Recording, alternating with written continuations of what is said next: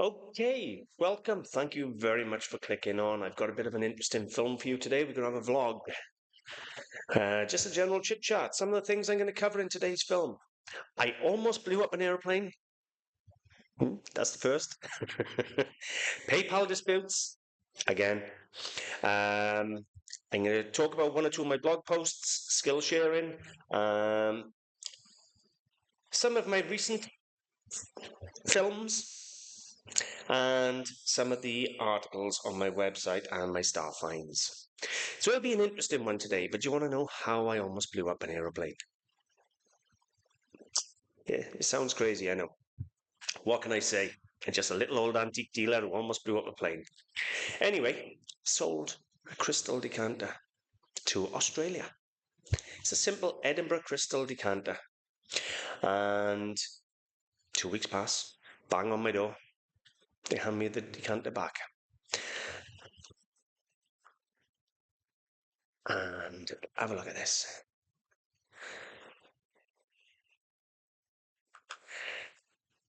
This is the parcel returned. Not permitted to fly. Send by surface mail only. Description, decanter. It's just a crystal or glass decanter, that is all it was. Being sent to Australia. Their excuse. This is the Royal Mail letter that was put inside my parcel. We're really sorry. The parcel you sent with Royal Mail has been opened, repackaged and returned to you.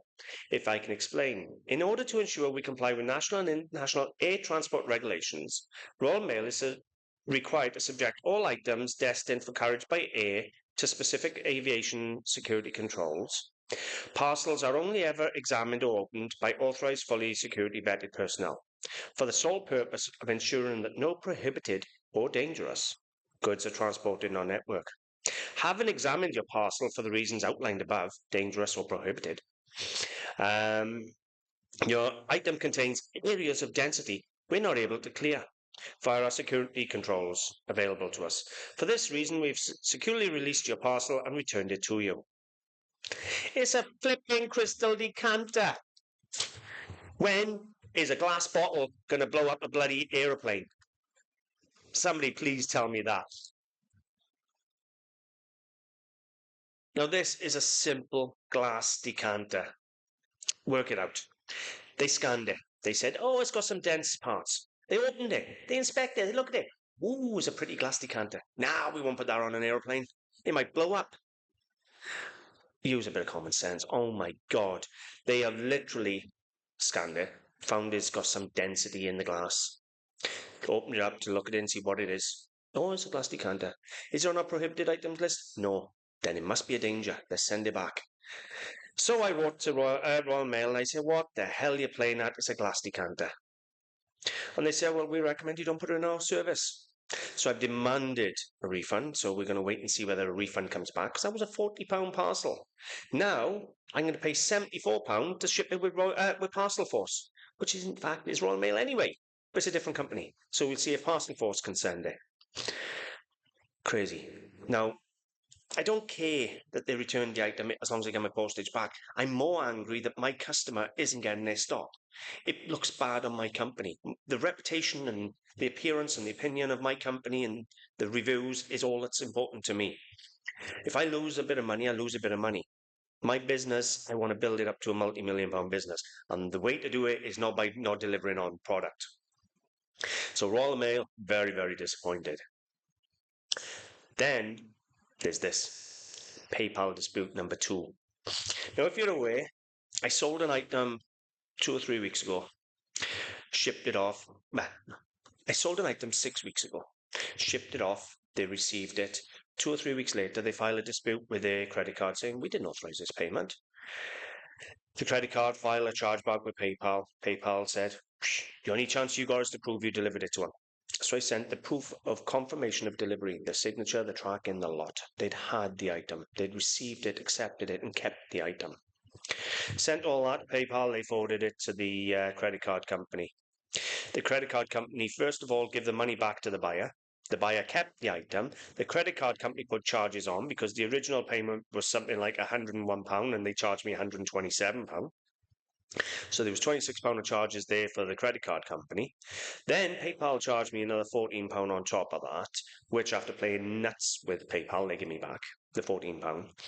But I still lost the item, the postage to send the item, and the cost the buyer had sent me.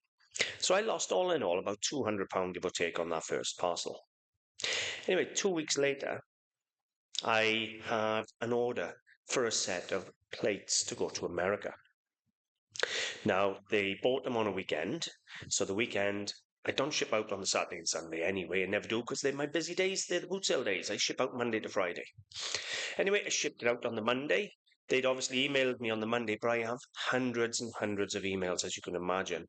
So it takes me a little bit of time. I can't always respond to an email within 30 seconds. Anyway, by the Tuesday morning, they'd opened a dispute, chargeback with their credit card company. We didn't authorize this transaction. Have a look at this.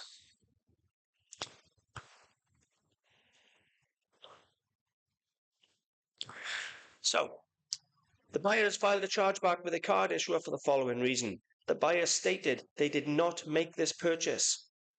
So, the transaction amount of £107 there has been put into hold. Buyer's name I've scribbled out on purpose so you can't see it, even though I'm disgusted at what they've done. They even emailed me 2 days or a day before they opened the dispute, wanting to know the status of my order is on his way. They'd already had an email off me stating the item had been dispatched. Obviously, it might have gone into their spam or something like that. I didn't reply to them straight away, but they were replied to on the same day. Anyway, they clearly placed the order. They've clearly gone to the credit card company and said, oh, well, actually, we didn't authorize this transaction. There's a massive difference between item hasn't arrived yet and I didn't buy the item. That is fraud. End of fraud. Now, I don't know what people think, but you cannot get a parcel from the United Kingdom to America in 3 days. That is me going to my storage, getting it out of my storage, packing it, paying for it, having it collected the following day, then shipping it to America within 3 days. Delusional. So I wrote to Claire and I said, I'm disgusted with what you've done. I'm sending your email to the credit card company to show you did buy the item and I'm going to file for fraud. She wrote me back this morning and she said she don't know what I'm on about. She's very happy and can't wait to receive her plates. So I've sent her screenshots of the... Oh, I didn't share that. Look at that. So I've sent her screenshots anyway of the things. So there's the case, that it was opened. £106 or £107. There you go. As I said, I scribbled out her name so you couldn't see the name, but her name was Claire. There's her email stating that she couldn't wait for the plates. She was, but wanted to know the status of her order. Now, I spoke to PayPal, and what PayPal have said is, no, you cannot stop accepting credit cards. I phoned them up and I said, I am not happy. I said, I do not want to receive another credit card payment off you. I said, I will accept debit cards and I will accept PayPal balance and I will, and that's all I will accept. And they said, you can't do it. You don't get a choice. Go back to your developer and turn the cards off in there. But we accept credit cards. So I went to my website and I've turned off MasterCard and I've turned off American Express. They're the only two options I had. Anybody else who pays with credit card is going to face this. Because I'm fed up being scammed. Please note, we do not accept credit cards. If you pay with a credit card, we will refund you and cancel the purchase. We will accept debit card and PayPal, as long as your PayPal funding source isn't a credit card, or bank transfer and check. Now, I don't know about you, but that is absolutely disgusting. How easy is it for them to fraudulently just go to the credit card company? Actually, I didn't authorise that. I lost the first £200 because of the credit card company, even though I proved that the item had been delivered by the card holder. It's like somebody's going to steal your card details online and buy an item and have it shipped to the owner. How thick are they? is they don't care. The credit card company's not being responsible on how the cards are used, and they're not being responsible on how they handle their claims. So, take things into my own hands. Anybody who buys anything on my website now with a credit card will be refunded, and I will cancel the sale.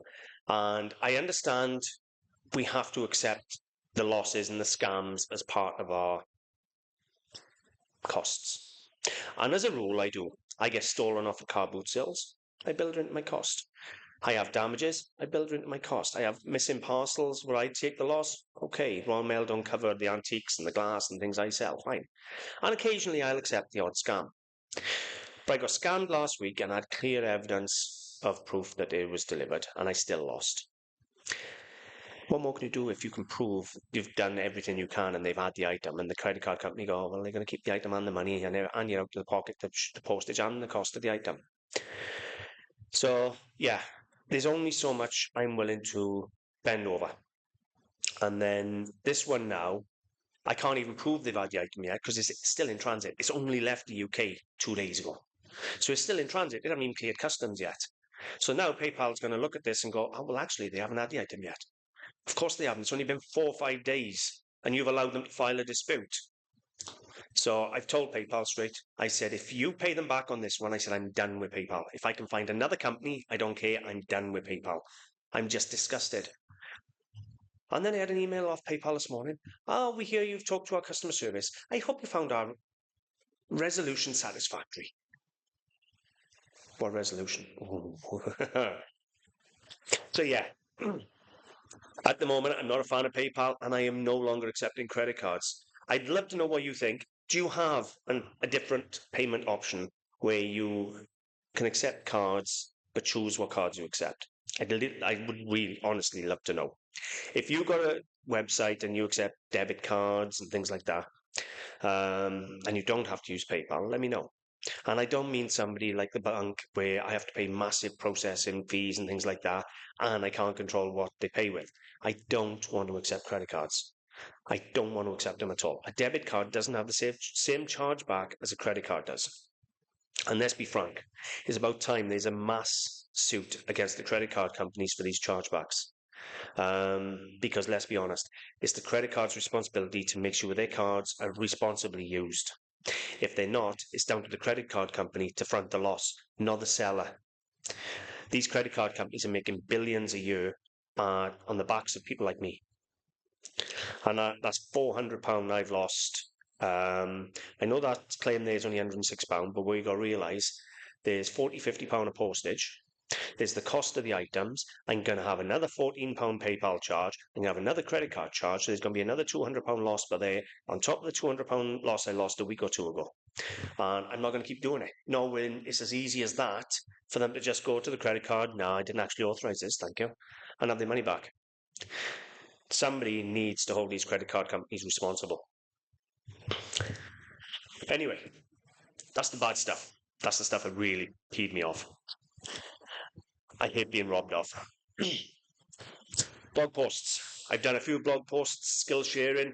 Now, somebody commented this week, how pompous am I to think I can tell people what to do?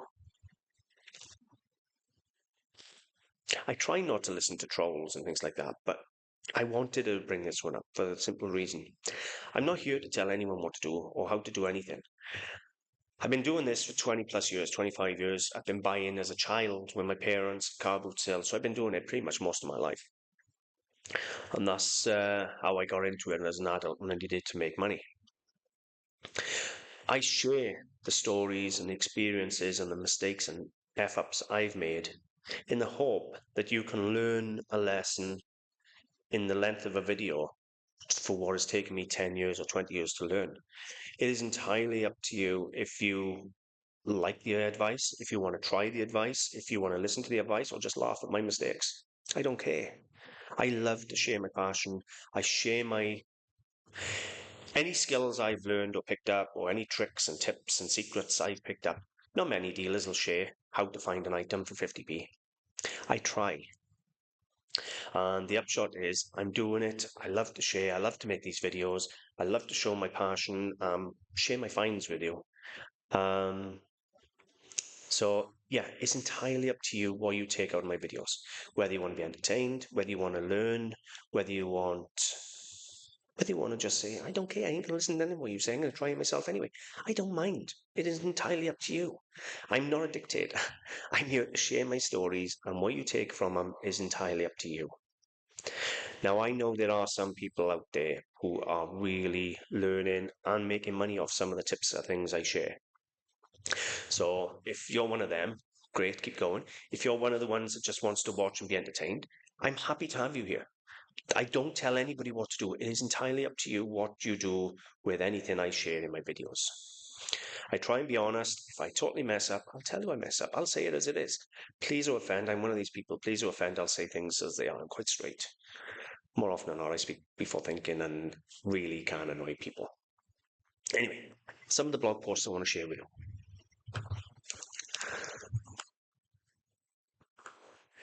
So, this is the first blog post I wrote.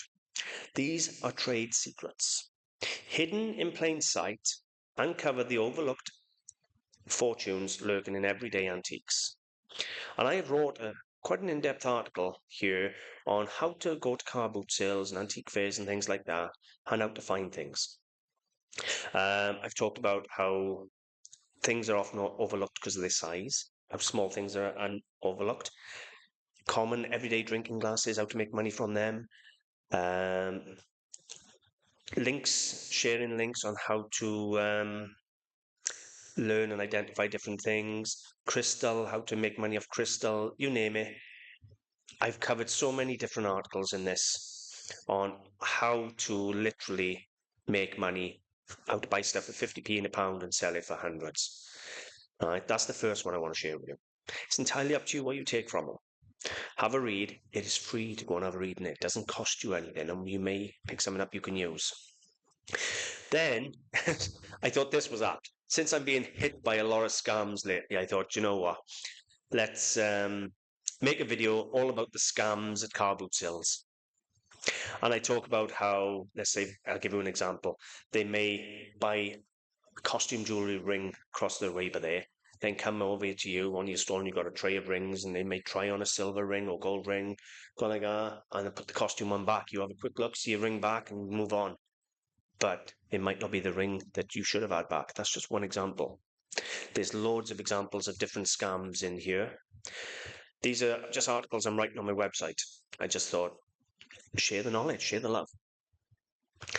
Then, if you've ever wanted to turn your side hustle into a career or start a side hustle alongside your career, this is a motivational blog where I share loads of different things, and I look at some of the most common excuses why people don't start.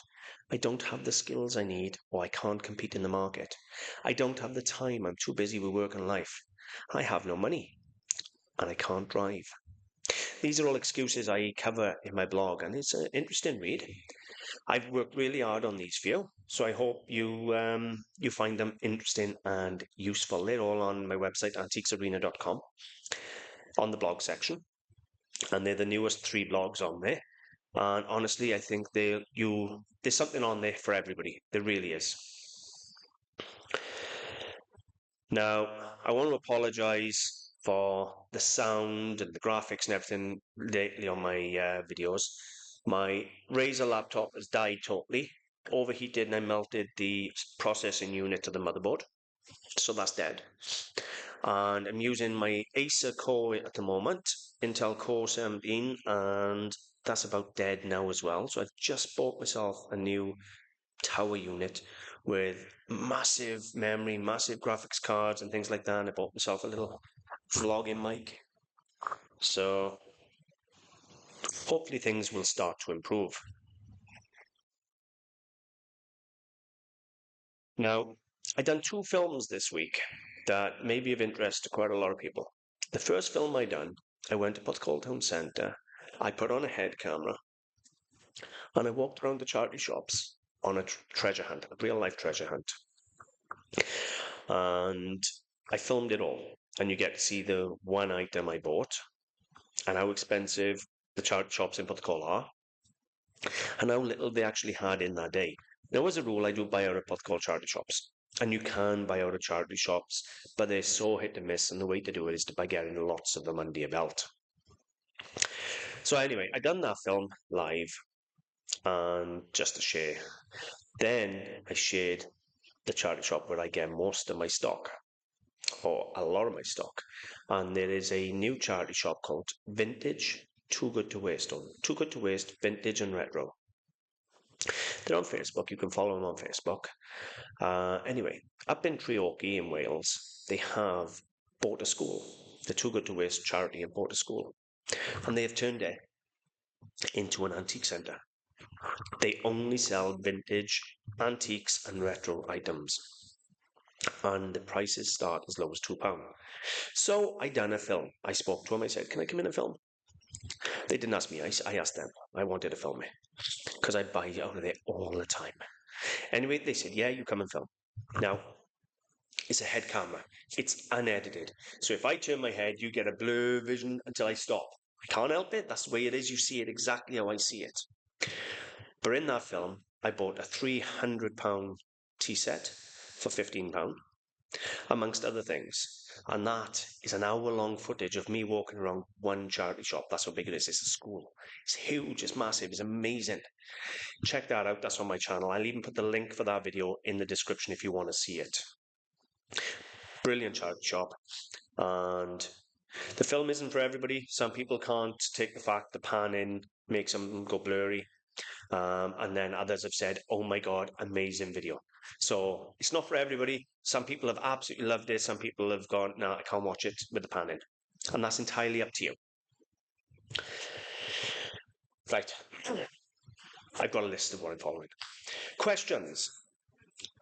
Now, someone suggested to me it'd be a good idea for me to ask you what you want.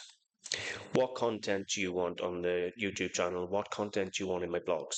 So let me revise that. Are there any videos you want me to specifically make? Do you want a video on any particular antique or how-to on anything? Or is there a type of film you'd like? You tell me what you want. Maybe it's a live Q&A. I don't know. You tell me, is there the type of film you want me to make for you? If so, I don't care if 50 people say, "Yes, I want this. I'll work my way through them, and I will make them for you. Is there an article you'd like me to write? I'm in the middle of writing a book. And these articles are little snippets out of my book. And it's going to be a long book. I'm already up 40, 50, 60 pages. It's been a while of writing. And if you know me, you know I struggle with reading and writing. I'm not totally terrible, but reading and writing doesn't come easy. So for me to write a book, it takes a lot of effort. And yeah, but I'm sharing 25 years of experience in the book. I haven't decided yet whether to go to a publisher or just publish it as an ebook and just say £5 a book, £4.99 on Amazon or something like that as an ebook. I haven't decided. But either way, by the end of this year, hopefully the book will be finished, edited, and out. And I am literally working on it. And just as an example, those 3 articles that I've advertised today are little snippets out of the book. In the book, I cover it in much greater detail. They're little snippets out of the book that I'm writing. So yeah, if you got any films or articles you want me to write, or anything you think I might be able to cover in the book that you'd like to see in the book, please comment and let me know, because while I'm still writing the book, I can squeeze anything you need to know or want to know in the book. I'd rather make the book for you than make it just as another vlog for me. So if you got something you want in it, please let me know.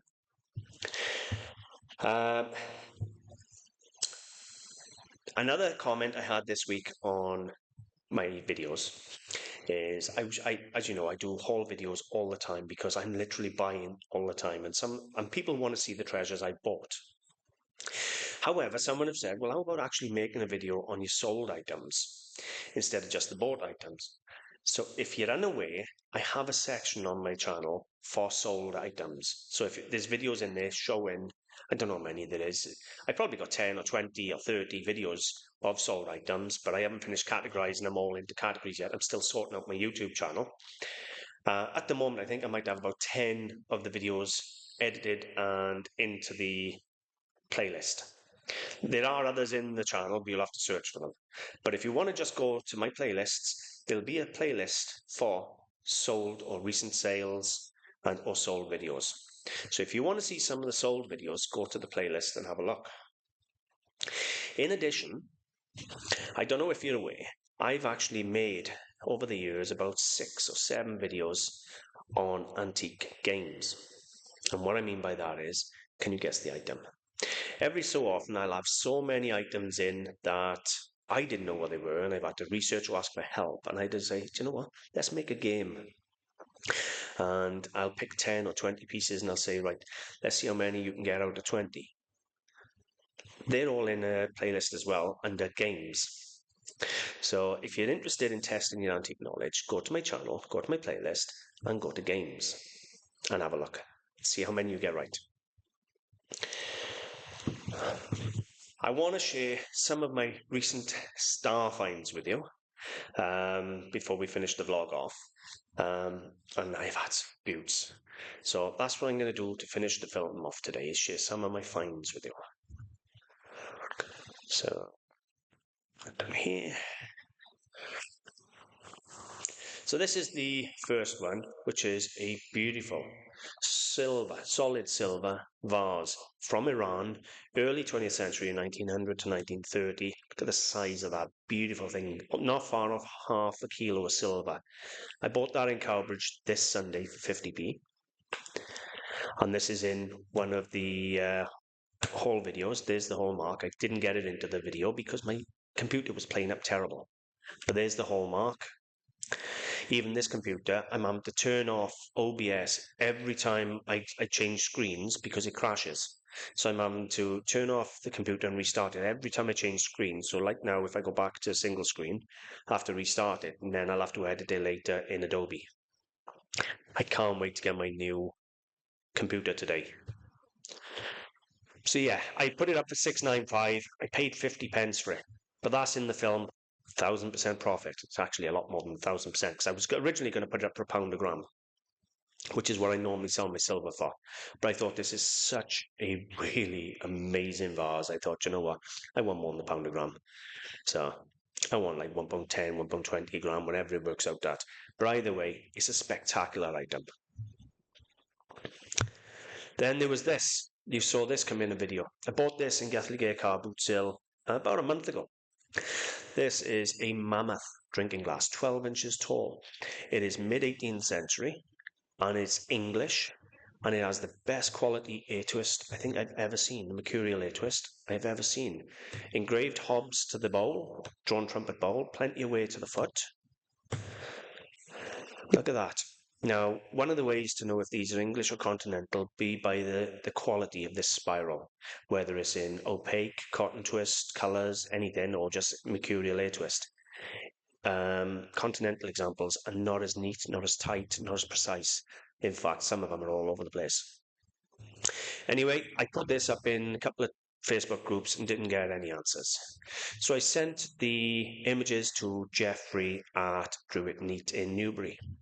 And Eve looked at the images and he come back. He said it's below their auction threshold. In auction, he estimated to pull a couple of £100 as trade price. And he said that's below their auction estimate. He said, but it is a mid-18th century drinking glass. So I thought, fine. Retail got to be 375. You're not going to see another 12-inch drawn trumpet A-twist anyway. So £6 into 375 if this sells. And if it doesn't, it'll stay in my collection because I don't give a monkey. That's the joys of this. This is that £300 set I talked about that I found in my recent charity shop haul. I can't even pronounce the make. It's German porcelain from turn of the century, 1899 through to 1926. It is fully hand-painted. Every one of these scenes on here is hand-painted in Dresden.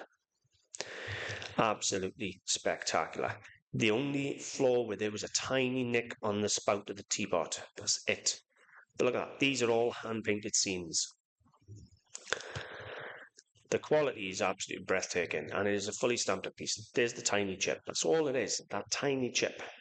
It's nothing. I absolutely loved it. I love the colour, and there's the mark. And that mark I dated was 1899 through to 1926. So beautiful quality piece. Now I paid £15 for that in the charity shop, and that's in the charity shop haul of the one I'm going to share with you in the description. And then there was this. This got me in trouble. This is a massive collection of Royal Albert Moonlight Rose teaware.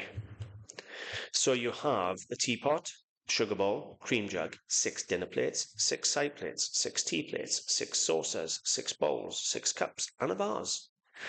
Now, I showed in that video when I purchased this, there was a set on eBay without the dinner plates, without the tea plates, and without the vase, sold for £620. So I put my lot up for £650. Now I only paid £20 for it as a job lot in a box. And it's absolutely beautiful, not a chip on any of it. It was, however, an inch thick in nicotine, which I had to wash off using soapy water. And my final piece I'm going to share with you is this, which is a sterling silver trophy cup, bought in Hengoed for £5. And it's a good weight, 177 grams. On the day, it was a little dirty inside and weighed nearly 200 grams, so I was a bit more excited. But 177 grams for a fiver was still a cracking little find. Now, if you're looking at the picture, you can see I don't clean my silver anymore. I used to clean my silver, and I'd have people coming across and saying, well, I would have bought that if you'd left it untouched. There's the English hallmark there. The anchor represents Birmingham, but you could have shield, you could have a lion's head, you could have a rose. They're all Sheffield and London and Glasgow. There's all different makers, have a different mark. Then you have the patent mark, silver patent mark, which is a lion and has been for 300 years. And then you have the date letter, which they just constantly go through the alphabet by changing the shape of the letter around the letter or changing it from a capital to a small, that type of thing. Anyway, this one dated in 1933.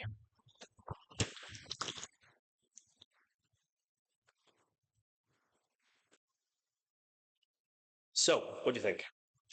The reason the Royal Albert got me in trouble was I bought that before the car boot sale opened. Now, one of the reasons I sell at a particular car boot sale, I'm not going to say the name of it, because I never sell very well. I never take a lot of money. Believe it or not, I take like 40, 50 pounds some days there. But the reason I continue to sell there is because I get a 20-minute head start on the public.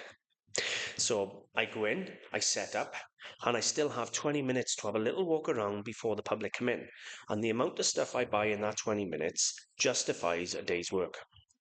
So then I sit at the car boot sale for 4 or 5 hours, sometimes taking £40, £50, sometimes a couple of £100, but more often than not, I don't take a lot of money. It is the buy-in that drives me into that car boot sale. Anyway, the following week, I had a big argument with the stall holder because everybody in the queue was going nuts because I'd done about 6 trips back and forth to my car that day, including that Royal Albert. So yeah, people weren't happy with me. And the organizer wasn't happy with me, but I gave him a choice, plain and simple. I said, look, if I can't walk around and buy before they come in, I can't walk around while they're in here because they steal everything off my stall, or I'm just busy selling. I can't do both. I said, so I either walk around, then sell, or I don't sell and I walk around. My argument is this. People in the queue, most of the people in the queue, not everybody, but some of the people in the queue who are complaining, they pay, they wait there, they pay their pound, they come in, they run around for 20 minutes, they don't buy anything off the hot dog or burger van, they don't buy any teas off the other vendors, they buy what they can as cheap as they can off the stall holders, and they go on 20, 30 minutes later to the next car boot sale. There is no loyalty to the car boot sale. I am there every week, 2 times a week, 3 times a week if it's a bank holiday, paying £10 and £15 a pitch every day, sitting there 4 or 5 hours for less than minimum wage just to go buy in. I buy burgers, I buy teas, I buy off the stall holders. I talk to people, I advertise the boot sale. I recommend the boot sale. I'm invested in the boot sale and keeping it going because I buy so much at the boot sale. But he can't seem to see that. The day he had to go with me, I didn't go the following week, and 2 or 3 people he had a big argument with, telling them to get back to the car, they're not allowed to walk around. So they got back in the car and drove out and asked for their money back. They really, really don't seem to realise that the people that are keeping the car boot sale going are the sellers. If you've got sellers, you will always have buyers. They look at us the other way around. Look after your buyer. Same as eBay, really. Look after your buyer and you'll always have sellers. But it's the wrong way. That really is the wrong way. Because the car boot sale has been going now a few years. And it's no bigger now than when it started. And the reason is they keep peeing off the dealers and the dealers won't go back. I'm not going to name the boot sale because I don't want to put it down. Because I buy well there and it's a regular for me. But I just wish I don't know what it is this day and age with the herding of people at car boot sales. I've been doing car boot sales for over 30 years. I was doing them as a child with my parents. I'm 47 now. I was doing them from the age of probably 10. Going on car boot sales in Stormy Down in Puthcall and things like that with my parents. I've been doing them a long time. People have never ever let the sellers go in and set up, held the buyers back, and then opened the gates. We were in Cowbridge this Sunday, right, and there was that many buyers there. They were screaming, slow down and watch the children, because as they opened the gate, hundreds of people are charging through.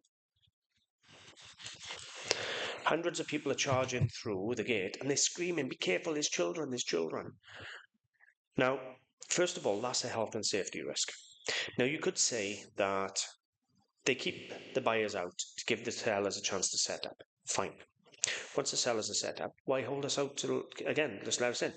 And then you could argue, well, it's a health and safety issue for their insurance. They have to get the sellers in before they let the buyers in. Okay, in which case, the minute you open the door for the buyers, you should close the gate and no longer allow sellers. But yet they still allow sellers to still drive in and pay, even though buyers are walking around. And then you could always look at, well, they charge you to go in. They could charge us to go in anyway. You could leave us go in. Now, I done Bessemer. I done Bessemer his entire existence, 30 years, wherever it was. I done Splot in the old location, the new location before I went, 30 years. None of them ever herded people. You could go into Splot at 3:30 in the morning, the sellers would go in, the buyers would come in, everybody be in together, and no problems whatsoever. Gavilan was the same, no problems whatsoever. All of a sudden, there's like this trend of holding us back like cattle. And I tell you what, I'm so sick of it. I really am. I'm going to do a video on that, all on his own. And I tell you what, you can put your arguments forward and I'll put my arguments forward. You're still not going to convince me, but I'm going to do a live video on that one. And we'll have a chat about it. And because I'm really, really fed up of being herded like a cow or a bit of cattle. In all honesty, there's no need of it. Right? There really isn't.